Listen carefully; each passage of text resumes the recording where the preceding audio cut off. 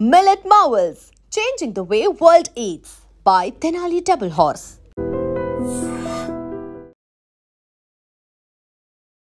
Namaste, welcome to iDream Talking Point with Kavita.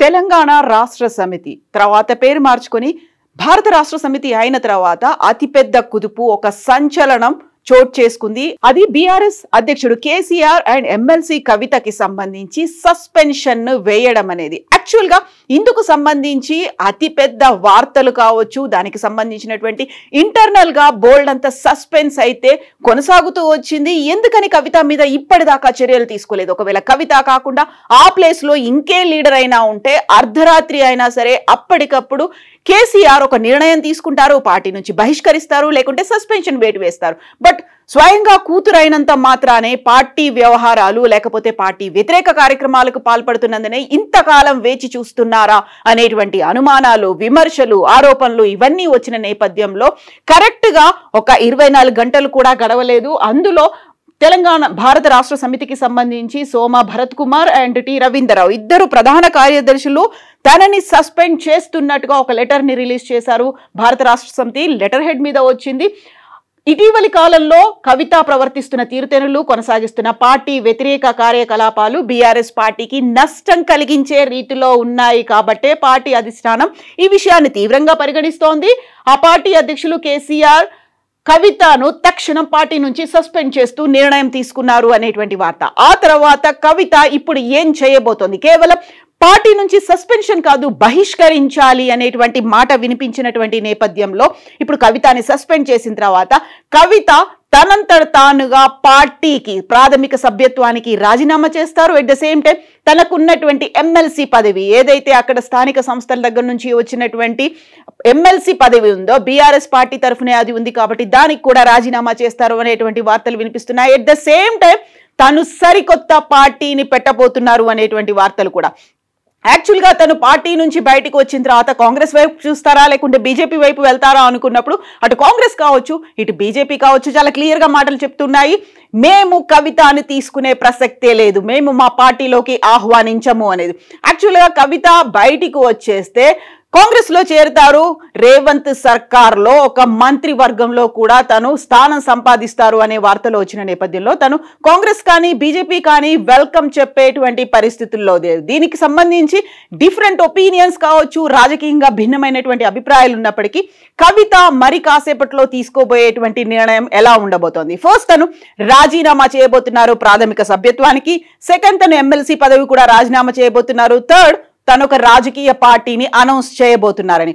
Actual గా కవిత ప్రస్థానానికి సంబంధించి TRS party తరఫున చూస్తే తను మొట్టమొదటిసారిగా అమెరికా నుంచి హైదరాబాద్కి తెలంగాణకి వచ్చిన తర్వాత సమైక్య రాష్ట్రంలో తెలంగాణ జాగృతి పేరుతో ఒక సాంస్కృతిక ఉద్యమాన్ని సాంస్కృతికంగా అందరినీ ఒకే తాటిపైకు తెచ్చే ఉద్దేశంతో తెలంగాణ జాగృతి కంటే టీఆర్ఎస్ లో చేరక ముందే తెలంగాణ జాగృతిని స్థాపించి బతుకమ్మతో ఊరు వాడలా దేశవ్యాప్తంగా ఖండాంతరాలు కూడా దాటి అందరినీ ఏకం చేసేది. యాక్చువల్ గా బతుకమ్మను కూడా ఉద్యమ రూపంలో మార్చినటువంటి కవిత అప్పుడే కవితక్క మా తెలంగాణ బతుకమ్మకి ఇంత పేరు ప్రఖ్యాతులు కీర్తి ప్రతిష్టలు ఖండాంతరాలు దాటేలా తీసుకొచ్చింది అనేటువంటి ఒక పేరు వచ్చిన తర్వాత మాత్రమే తను టీఆర్ఎస్ పార్టీలో జాయిన్ అయింది. ఆ తర్వాత 2014లో తను మొట్టమొదటిసారిగా నిజామాబాద్ నుంచి పార్లమెంట్కి ఎన్నికైంది. ఆ టైంలో తెలంగాణ రాష్ట్రానికి రావాల్సినటువంటి పసుపు బోర్డుతో పాటుగా నిజామాబాద్ సమస్యలు, అక్కడ ఉన్నటువంటి షుగర్ ఫ్యాక్టరీ, వీటన్నిటి మీద పోరాటాలు చేసినప్పటికీ 2019లో కవిత ఓడిపోయింది. ఓడిపోయిన తర్వాత నిజామాబాద్ నుంచి తను మళ్ళీ స్థానిక సంస్థల ఎమ్మెల్సీగా పార్టీ తనకు అవకాశం ఇచ్చింది. అలా మండలి సభ్యురాలిగా తను అసెంబ్లీలో ఆ మండలి తెలంగాణ మండలిలో అడుగు పెట్టారు. ఆ తర్వాత 2023లో బీఆర్ఎస్ పార్టీ ఓడిపోయిన తర్వాత ఆ గ్యాప్ అనేది విపరీతంగా పెరుగుతూ వచ్చింది అనేటువంటి భావన. అదే టైంలో పార్టీ ఓడిపోయిన తర్వాత కవితను లిక్కర్ స్కామ్ లో అరెస్ట్ చేసి జైల్లో ఉంచారు. ఆ తర్వాత జరిగినటువంటి పరిణామాలే ఈ సస్పెన్షన్ కి కారణమయ్యాయి అనేటువంటి భావన కూడా అభిప్రాయాలు కూడా వినిపిస్తున్నాయి. యాక్చువల్ గా తను అరెస్ట్ అయ్యి జైల్లో ఉన్నప్పుడే బీఆర్ఎస్ పార్టీని బీజేపీలో కలిపేటువంటి చర్చలు జరిగాయి అనేటువంటి వార్తలు కూడా వినిపించాయి. బెయిల్ పై విడుదలై బయటికి వచ్చిన తర్వాత తను పార్టీ కార్యక్రమాలకి చాలా దూరంగా ఉన్నారు. తను మొండిని, జగమొండిని, కేసీఆర్ కూతుర్ని తనేంటో చూపిస్తాను అనేటువంటి మాట ఢిల్లీ వేదికగానే బెయిల్ పై విడుదలైన తర్వాత కవిత చెప్పారు. ఆ తర్వాత సడన్ గా భారత రాష్ట్ర సమితి ప్రభుత్వంలో సామాజిక న్యాయం జరగలేదు అనేటువంటి మాటని ఒక బాంబులా పేల్చారు. అంటే 10 ఏళ్ల పాటు బీఆర్ఎస్ ప్రభుత్వంలో సామాజిక న్యాయం జరగలేదు, బీసీలకు అన్యాయం జరిగింది కాబట్టి నేను బీసీల తరఫున పోరాడతానంటూ బీసీలకు సంబంధించి రౌండ్ టేబుల్ కాన్ఫరెన్సులు కావచ్చు, లేకుంటే బీసీ లీడర్లని తను కలవడం కావచ్చు, జిల్లాల వారీగా సమావేశాలు కూడా ఏర్పాటు చేసింది. అక్కడే కొంచెం ఏదో తేడా కొడుతోంది అనేటువంటి భావన కూడా వ్యక్తమైంది. ఇక గత ఏప్రిల్లో బీఆర్ఎస్ పార్టీ తన రజతోత్సవ సంబరాల్ని వరంగల్లో జరుపుకుంది. 25 ఇయర్స్ సెలబ్రేషన్స్ జరుగుతున్న సమయంలో పెద్ద ఎత్తున అక్కడ ఫ్లెక్సీలు అన్ని ఏర్పాటు చేసినప్పుడు కూడా కవిత ఫోటో అందులో లేకపోవడం, తెలంగాణ భవన్ సాక్షిగానే కవిత తన నిరసనని, తన వ్యతిరేక గళాన్ని వినిపించింది అనేటువంటి మాటలు.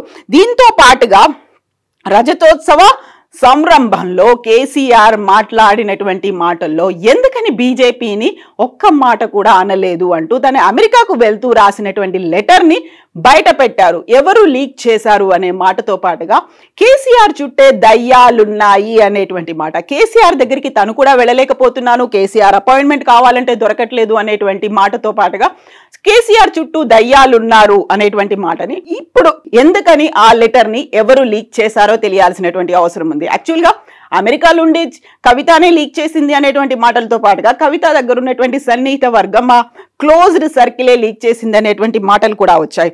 ఆ టైంలోనే తను జైల్లో ఉన్నప్పుడే బీజేపీతో బీఆర్ఎస్ కలవాలి అనేటువంటి ప్రతిపాదనలు వచ్చాయి అనేటువంటి మాట. అదే టైంలో కరెక్ట్ గా చర్యలు ఉంటాయి అని అందరూ భావించినప్పటికీ అది కూడా జరగలేదు. ఆ తర్వాత కాళేశ్వరం ప్రాజెక్ట్ కి సంబంధించి పీసీ ఘోష్ కమిషన్ ముందు కేసీఆర్ హాజరయ్యే ముందు కవిత తన నివాసానికి వెళ్లి కేసీఆర్ ని కలిసే ప్రయత్నం చేసినప్పటికీ వాళ్ళిద్దరి మధ్య మాటలో సంభాషణ జరగలేదు అనేటువంటి ఇంకొక మాట కూడా బయటకు వచ్చింది. అది కూడా ఇంకొంచెం గ్యాప్ ని పెంచినట్టుగా కనిపించింది. అట్ ద సేమ్ టైం ఈ మధ్య కాలంలోనే కవిత తన కుమారుడి విద్యాభ్యాసం కోసం అమెరికాకు వెళ్ళిన తర్వాత కూడా వెళ్లే ముందు కూడా కేసీఆర్ దగ్గరికి వెళ్ళినప్పటికీ కేసీఆర్ దూరంగా ఉంచాడు అనేటువంటి మాట. వీటికి తోడుగా సడన్ గా తెలంగాణ బొగ్గుగని కార్మిక సంఘం గౌరవాధ్యక్ష పదవి నుంచి కవితని తొలగించి ఆ స్థానంలో మాజీ ఎమ్మెల్యే కొప్పుల ఈశ్వర్ని పెట్టడం అనేది కూడా ఇంకా మరింత దూరాన్ని, గ్యాప్ ని పెంచింది అనేది, అగ్గి రాజేసింది అనేటువంటి మాటలు వినిపిస్తున్నాయి. దీంతో పాటుగా వెరీ రీసెంట్ గా తెలంగాణ రాష్ట్ర ప్రభుత్వం సిబిఐకి కాళేశ్వరంలో జరిగినటువంటి అవకతవకల కేసుని అప్పగించిన తర్వాత కవిత స్వయంగా మాజీ మంత్రి హరీష్ రావు, మరీ క్లోజ్డ్ గా ఉన్నటువంటి పర్సన్ సంతోష్ కుమార్ల పేర్లు ప్రస్తావించింది. ఈ మధ్య కాలంలోనే లిల్లీపుట్ అంటూ గతంలో మాజీ మంత్రిగా వర్క్ చేసి ప్రస్తుతం సూర్యాపేట ఎమ్మెల్యేగా ఉన్నటువంటి జగదీశ్వర్ రెడ్డి మీద కూడా కీలకమైనటువంటి వ్యాఖ్యలు చేసింది. అటు పాత సీనియర్ లీడర్లే కాదు, ఇప్పుడు సరికొత్తగా వచ్చినటువంటి లీడర్లు, పార్టీ మారి బీఆర్ఎస్ లో వచ్చిన వాటి లీడర్లు, వీళ్ళందరినీ తను విమర్శిస్తున్నారు, మాటలు అంటున్నారు. అయినప్పటికీ కూడా చర్యలు ఎందుకు తీసుకోలేదు అనేటువంటి మాట వినిపించింది. ఈ నేపథ్యంలోనే తీవ్రమైనటువంటి చర్చ జరిగింది. ఎవరైతే దయ్యాలు అని చెప్పారో ఆ దయ్యాలు హరీష్ రావు, సంతోష్ కుమార్ అనేలా తను చేసినటువంటి వ్యాఖ్యలు కీలకంగా పరిణమించినటువంటి నేపథ్యంలో ఫామ్ హౌస్ లో సీనియర్లతో భేటీ అయినటువంటి కేసీఆర్ ఒక నిర్ణయాన్ని తీసుకున్నారు. యాక్చువల్గా లిల్లీపుట్ అంటూ జగదీశ్వర్ రెడ్డి మీద చేసినటువంటి కామెంట్స్ తో జగదీశ్వర్ రెడ్డి తీవ్ర మనస్తాపానికి గురయ్యారు అని, ఆయనే పార్టీ నుంచి బహిష్కరించాలి అని చెప్పినప్పటికీ కేసీఆర్ మాత్రం సస్పెండ్ చేశారు అనేటువంటి వాదనలు. సో తననైతే సస్పెండ్ చేస్తున్నట్టుగా కవిత వ్యాఖ్యలు పార్టీకి తీవ్ర నష్టం కలిగిస్తున్నాయి. ఇదే ప్లేస్ లో ఇంకెవరైనా ఉంటే కేసీఆర్ ఇమ్మీడియట్ డెసిషన్ తీసుకునేవాళ్ళు. కవిత కాబట్టి డెసిషన్ తీసుకోలేదు అనేటువంటి వార్తలు వినిపిస్తున్నటువంటి నేపథ్యంలో కవితని సస్పెండ్ చేశారు. Then what next? కవిత ఏం చేయబోతోంది? కవితకి సంబంధించి ఆల్రెడీ తెలంగాణ జాగృతిని తను ఈ మధ్యన మళ్ళీ ఎక్స్పాన్షన్స్ చేస్తున్నారు. గతంలో వివిధ విభాగాలని రద్దు చేసినప్పటికీ తెలంగాణ జాగృతిని ఇప్పుడు రివైవ్ చేసే పనిలో ఉన్నారు. ప్రతి ప్రెస్ మీట్ ని తెలంగాణ జాగృతి ఆఫీస్ నుంచే మాట్లాడుతున్నటువంటి కవిత ఇప్పుడు సడన్ గా తన పార్టీని కూడా అనౌన్స్ చేస్తారని వినిపిస్తోంది. ఆల్రెడీ తెలంగాణ జాగృతి ప్రజల్లోకి వెళ్ళి ఉంది కాబట్టి తెలంగాణ జాగృతి పేరుతోనే తను ఒక పార్టీ అనౌన్స్ చేస్తారని కాదు, తెలంగాణ బహుజన రాష్ట్ర సమితి అనే ఒక పేరుంటుంది, లేకపోతే తెలంగాణ భారత రాష్ట్ర సమితి ఇలా ఈ పేర్లను పెడుతోంది. ఈ 3 రకాల పేర్లు అయితే వినిపిస్తున్నాయి. యాక్చువల్గా కవిత ఏం చేయబోతోంది? ఈ 3 రాజకీయ పార్టీలకి తోడుగా ఇంకొక కొత్త పార్టీ పెట్టబోతోందా? గతంలోనే తీన్మార్ మల్లన్న కవిత మీద చేసినటువంటి వ్యాఖ్యలు కావచ్చు, ఆ వ్యాఖ్యలకి బీఆర్ఎస్ పార్టీ తరఫున ఎలాంటి ఖండన రాలేదు. తీసుకోవాల్సినటువంటి చర్యల గురించి కావచ్చు, తీన్మార్ మల్లన్న మీద విపరీతమైనటువంటి నిరసన కార్యక్రమాలు చేయాల్సి ఉన్నప్పటికీ చెయ్యలేదు అనేటువంటి భావన కవితలో ఉన్నందువల్లే ఈ గ్యాప్ అనేది పెరిగిపోయింది అనేది.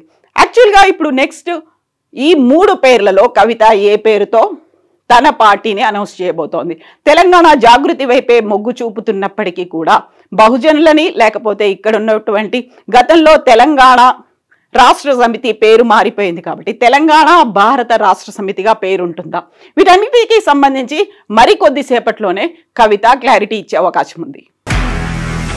నిజంగా ప్రస్తుతం ఉన్నటువంటి సమాజం దేనికి ప్రయారిటీ ఇస్తుంది? ఆర్థిక సంబంధాల చుట్టూ మాత్రమే తిరుగుతోంది. మళ్ళీ ఎన్నికలంగానే చాలా విరక్తి కలుగుతాను. మంచి అనిపిస్తుంది కదా, లేడీస్ కూడా ఛాలెంజింగ్ జాబ్స్ చేసినప్పుడు చాలా బాగుంటది. ట్రాఫిక్ అసిస్టెంట్స్ గా నియమించిన ట్రాన్స్జెండర్స్ అందరితో సాల్యూట్ చేయించుకుంటున్నారు. ఫుడ్ డెలివరీ ఇవ్వటానికి వెళ్ళినటువంటి డెలివరీ బాయ్ అనిల్ పై కళ్ళ ముందు